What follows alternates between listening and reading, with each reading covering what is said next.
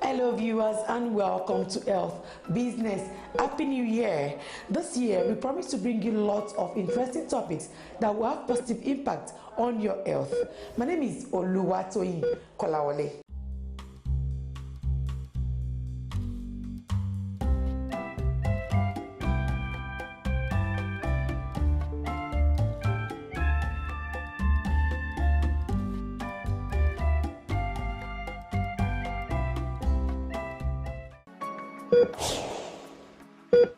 Let's now get to the newsroom to bring you the latest in the health sector.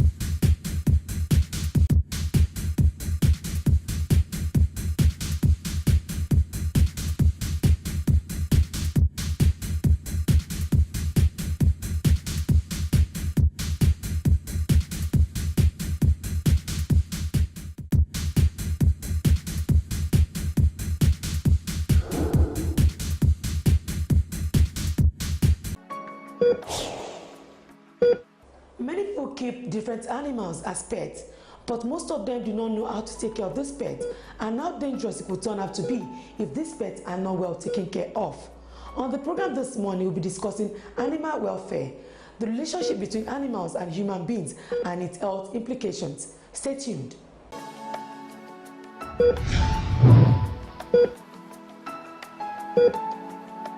We are now being joined by Dr. Nasir Olatunji to discuss animal welfare. You're welcome on Health Business. Oh, thank you for having me. So what is this concept of animal welfare all about? The concept is essentially a very big concept, and it encompasses a lot.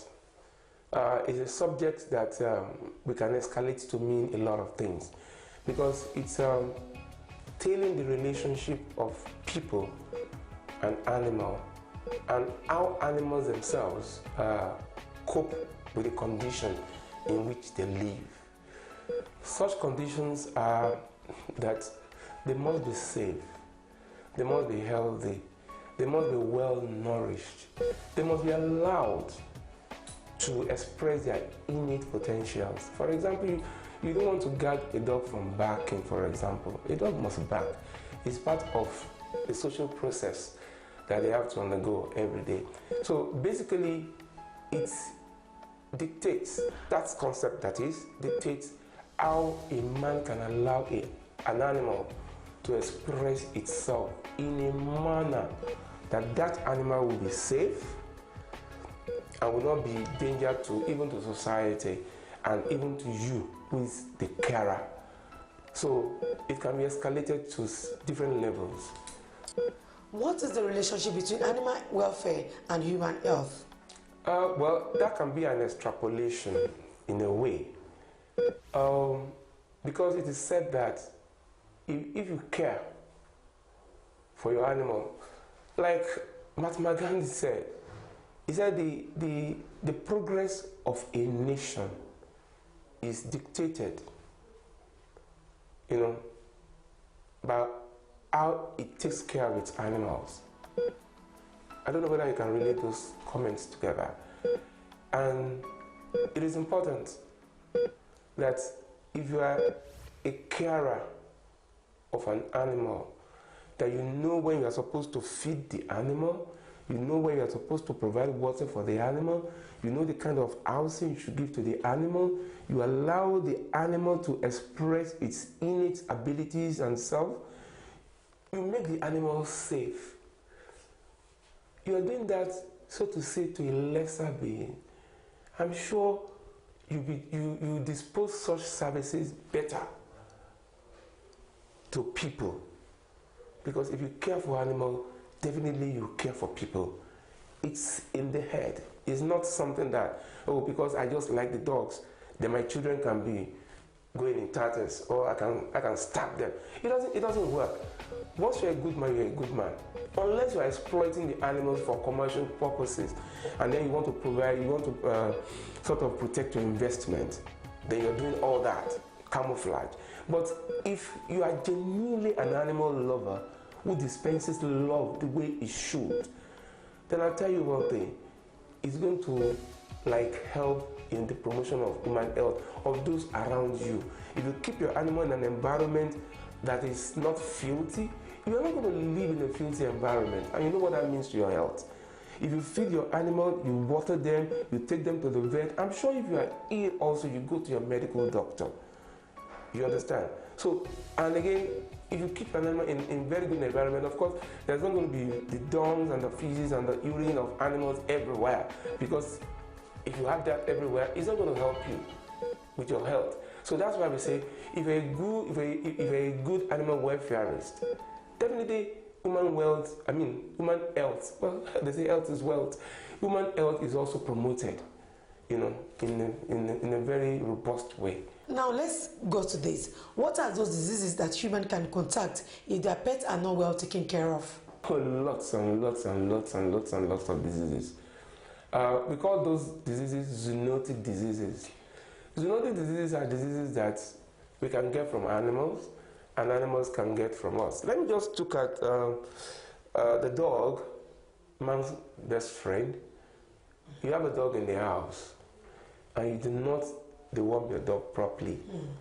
It defecates all about in your house. And when it defecates all about in your house, you have not dewormed the dog. It dispenses the eggs of the worms in the feces. If your child, at any level, goes and handles such things, of course it's going to get the worms, and then it comes with a lot of gastroenteritis and all that. And then you have the larva, there's what we call cutaneous larva migrans. If your pets are not properly dewormed, people in the house can also suffer that kind of issues and all that. Then you have ticks, you have fleas on the dog, you have mites on the dog. There are some of them that can affect human beings, especially your children. Then don't let us even go to the big ones. Like, for example, fungal infections. If you have fungal infections in dogs or cats or whatever animal you are keeping in the house, it can easily be transmitted to you. It's clear. Then the big one, like the rabies, for example, everybody knows. If it's the dump form or the furious form, there's every likelihood that anybody within that vicinity can also become infested. Then we're talking about cats, for example. There's a disease that if a cat has it, pregnant women in the house are not very safe. Toxoplasmosis. And then if you don't go to your vet regularly, how would you even know? There are so many diseases like leptospirosis that also, if an animal has it and it urinates in the house, and you're not so very clean in the house, and the urine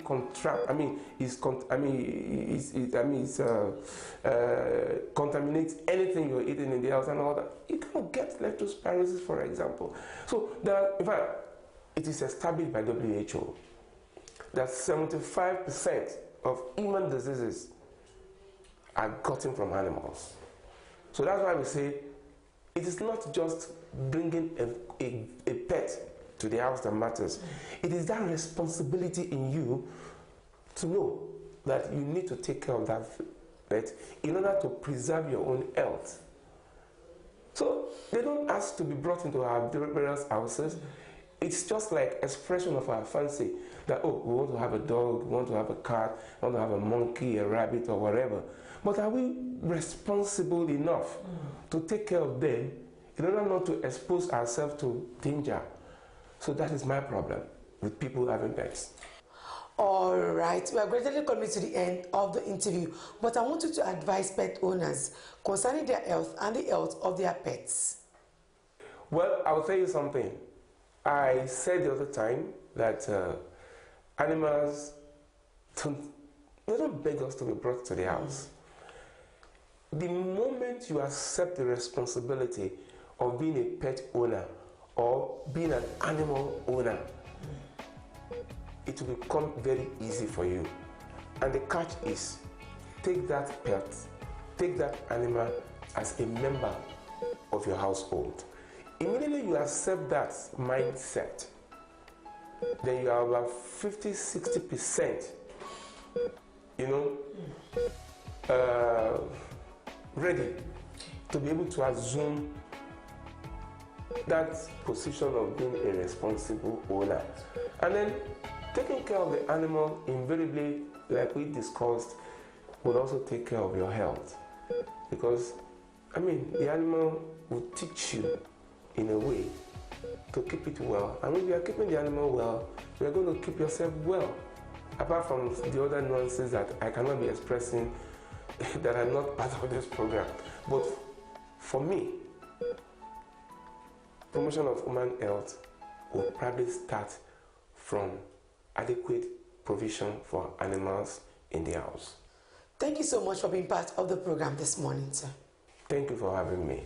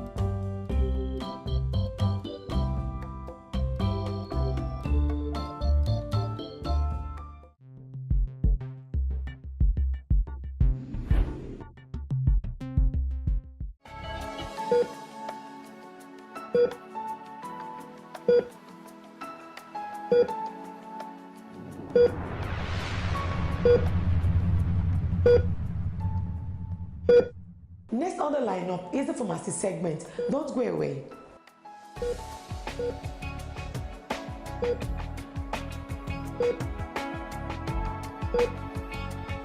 We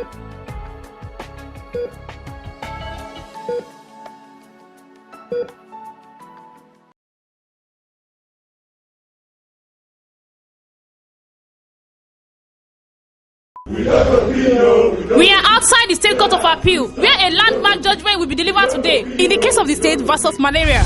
My lord, defense has ample evidence to prove that malaria will continue to be a menace to the general public if this appeal is not thrown out. Many people have suffered various symptoms of malaria in the past, but after taking a complete dosage of Lonart, they are totally relieved due to the strength and efficacy of Lonart in dealing with malaria. Objection, my lord! This is my judgment. Malaria is a dangerous killer, and Lonart is very effective for dealing with malaria. You have lost your appeal. Remain imprisoned in Lonart custody. Lonart, a quality product from Green Life Pharmaceuticals Limited. Drug addiction has reached epidemic levels across the globe, with approximately 247 million drug users worldwide, while the ratio in Nigeria has remained quite alarming. The use of tranquilizers, sedatives, animal feces, and cough syrup, among others, are very popular forms of drug abuse in Nigeria. Different studies have shown that adolescents are the major culprits of drug abuse. But what exactly is drug abuse? Is drug abuse same as drug misuse?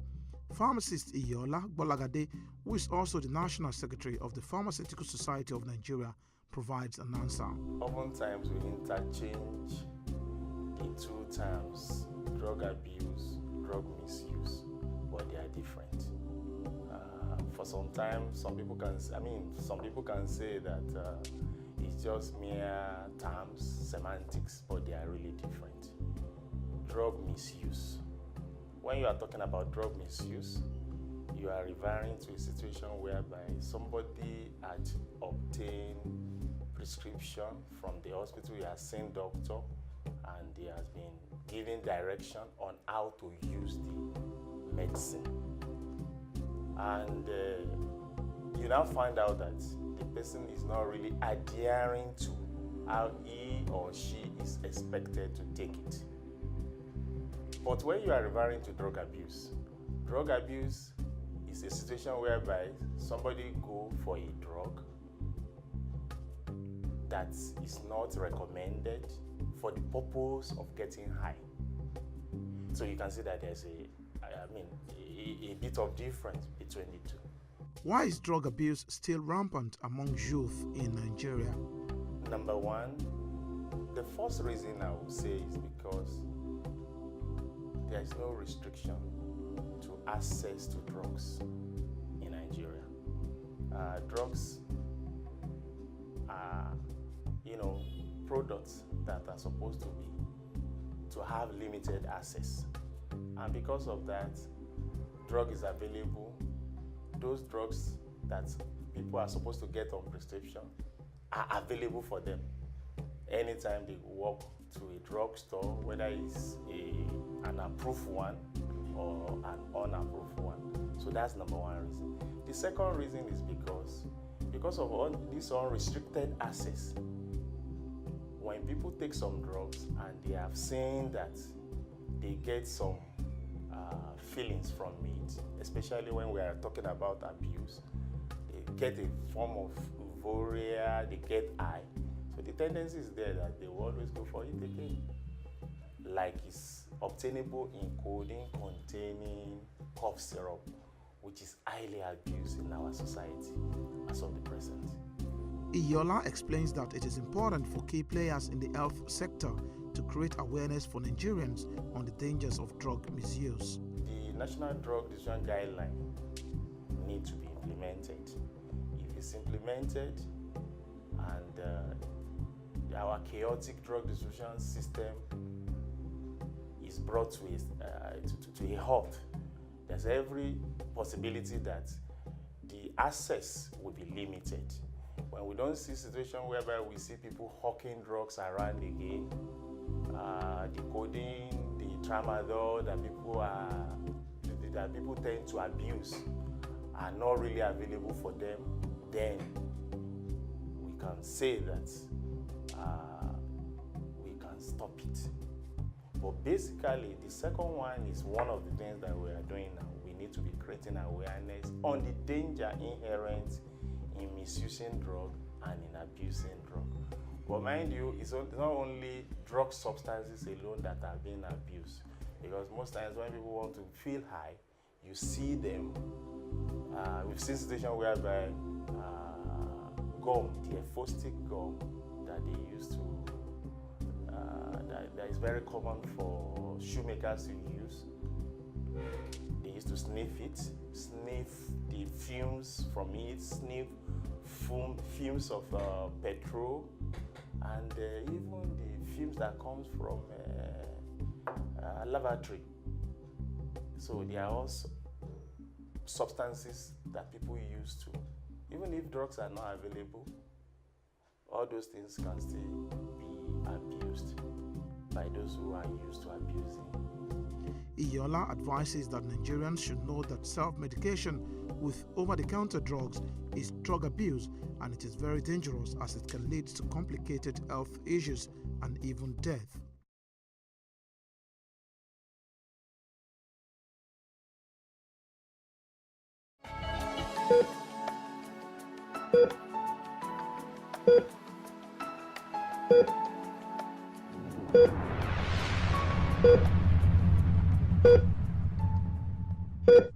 It's now time to join Dr. Abayomi Ajayi on understanding infertility.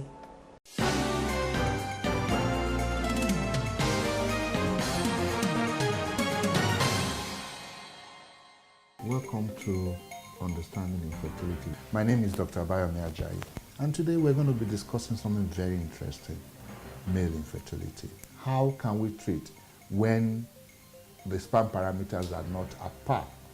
We can look at this from 3 different views: drugs, surgery, and assisted conception. For the drugs, well, unfortunately, as of now, there's still no sperm boosters. So when the sperm count is really low, then drugs, as of now, cannot really help. When the sperm count is low or not there at all, the only thing that is proven to give remedy is assisted conception. And you know, the first assisted conception was what we call IVF, and that's why up till now we still call everything IVF under assisted conception. But we know that there are so many spin-offs of IVF, and one of them for male infertility is what we call ICSI, or intracytoplasmic sperm injection.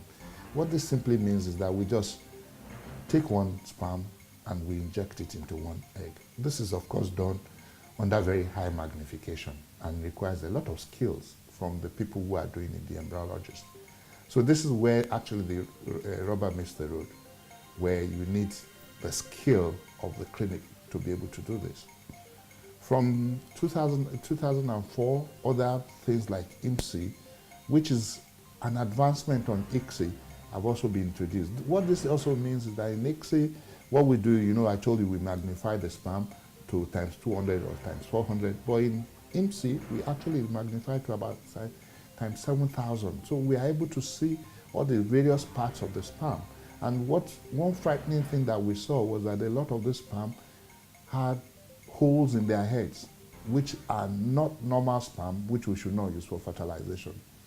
And that was why when we were started with ICSI, we were beginning to fertilize a lot of eggs, but we were also having a lot of miscarriages because we were just simply using sperm that normally we not fertilize to fertilize the eggs.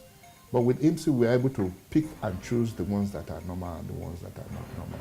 Sometimes there's some things that you can do to prevent having low sperm count. If you have not already had it, there's some things that you can do to prevent it or to preserve your fertility as a man. But what we say most of the time is that diet, you eat healthily, make sure that you maintain a normal BMI or body mass index, not to talk of hard drugs. Excessive alcohol also depresses sperm count. Caffeine should be limited to not more than 2 cups per day. Anabolic steroids, that is the drugs that people use when they want to develop six-pack. definitely destroys the warehouse of the factory for producing cement. One other thing that people ask all the time is about this underwear, the controversy between boxers and pants. Yeah, boxers are better, no doubt, but does not mean that because you're wearing boxers you can't have male fertility. Like I said, the only thing is that you must do tests to find out whether there's an issue or not. I think that's what where we're going to round up today. We'll see you next time. Remember, together we can conquer infertility. My name is still Dr. Abayomi Ajayi. Catch you.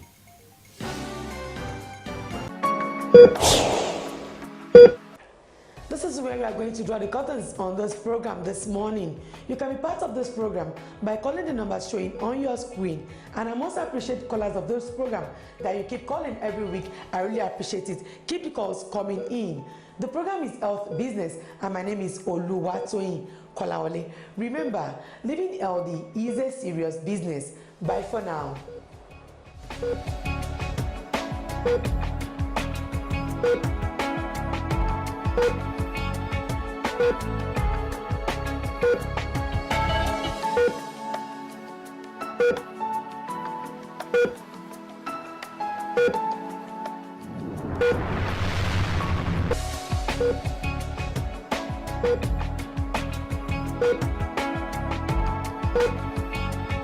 Thank you.